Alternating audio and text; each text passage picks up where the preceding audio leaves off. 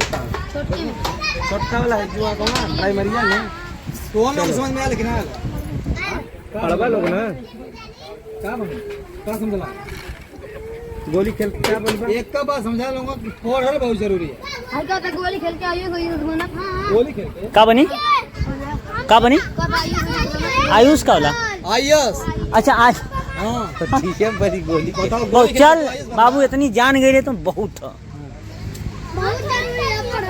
हाँ बाबू जाना था पढ़ल बहुत जरूरी है अब पढ़ ली कुर्सी के करत है वालों पुलिस बनी ऊपर आगे डॉक्टर ऊपर आगे इंजीनियर और उससे ऊपर फौजी यार देश का रक्षा करी हाँ और जिला का मालिक क्या वाला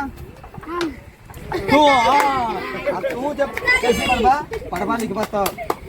और कहना ना आईएएस बने के उनके मानसिकता में समाज गोली खेल के आईएएस बन जाए हाँ आईएएस कैसी बनी पढ़ के पढ़ल बहुत जरूरी है पढ़ल बढ़वा लोग ना कुछ मुकाम जेबा जब आईएएस बनबा तब जाके इस जिला के मालिक मतलब डीएम बनबा समझदार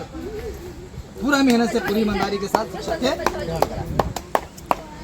और ये कहना है कि कल लिखे